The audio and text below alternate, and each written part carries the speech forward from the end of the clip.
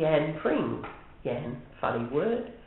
I found out when I was 50 that it had all to do with a Chinese name meaning colour.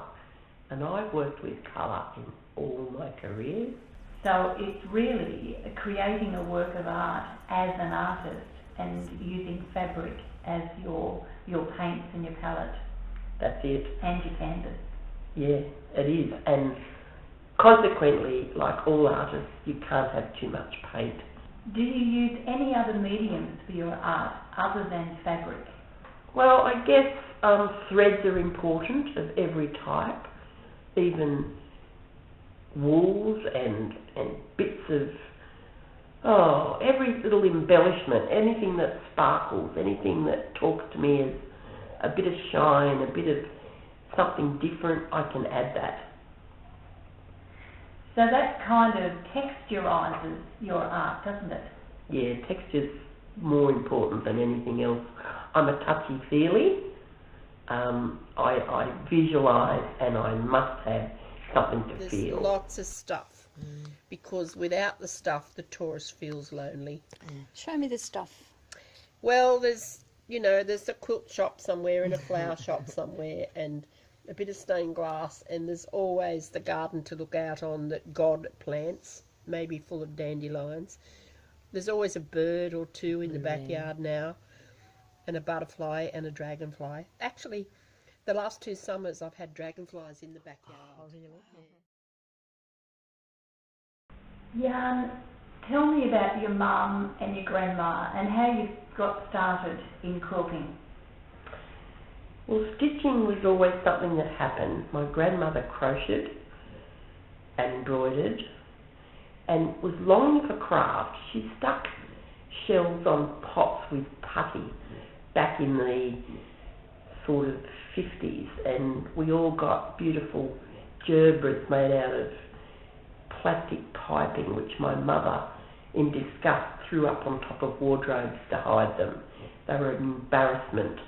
Mum was a dressmaker through necessity, and I just was at her knee watching her making clothes, in 5 seconds and playing with the scraps. She never taught me to sew, but she demonstrated. So when it was my turn to sew in my mid-20s, when I wanted a maternity dress, I knew what to do because I'd watched Mum.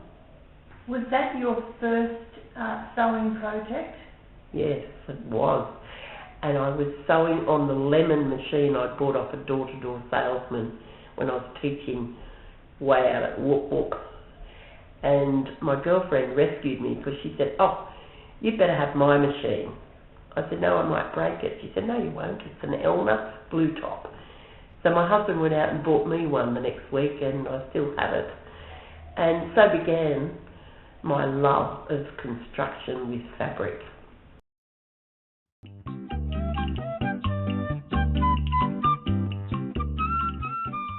Jan, you learnt so much from your mother in terms of sewing and fabric. What did you learn from your dad? The best thing was never to be afraid. From the time I stood up, he said, "Never be afraid, not of the dark, not of the unknown, not of yourself. Go out and do what you want. Feel it." Gotta play, gotta play, gotta play and play and play and play and play. Forget about it, I've landed in another. Anyone who knows you, Jan, knows that you have a playful side. Tell me about the playful side, or the child within. Well, I'm an only child who grew up mostly in the bush on a dairy farm. We had no vehicle, we had no electricity. Dad's working dog was my sibling, and she played with me, and I played with myself. I had an imaginary friend who left home when I did, and I never saw her again. But in the meantime, all the rest of my life I've gathered friends, and I like to play with them, having fun. Fun is the next word after fabric. In fact, I teach all the legal F words, fast fun, with fabulous fabric. Don't fuss and fiddle, it feels fantastic when you're finished.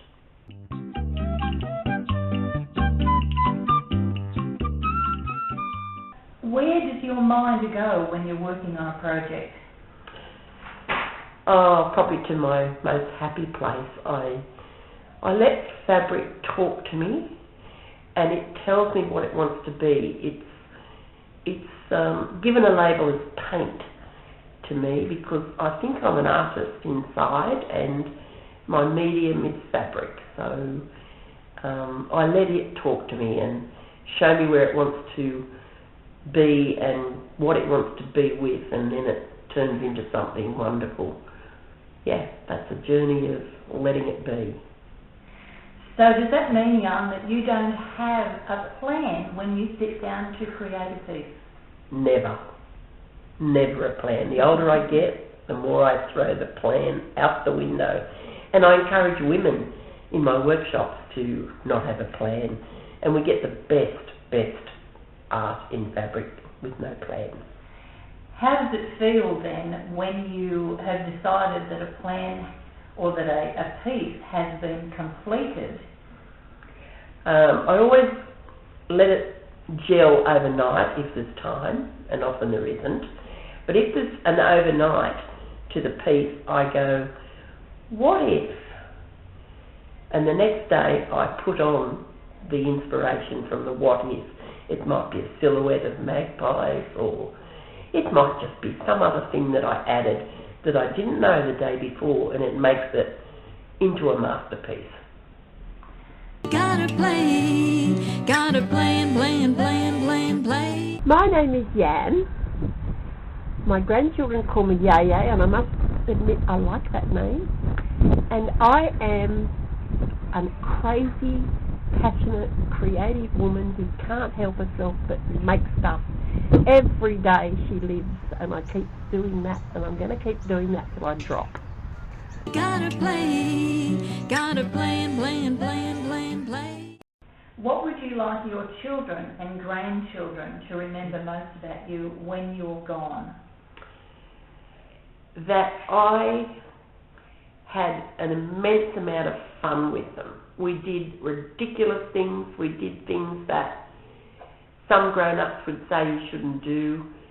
We laughed and ate and had secrets going on, and we went places where the imagination developed, because there's nothing better than picking up 2 sticks and a bit of rag and creating a flag that means something amazing.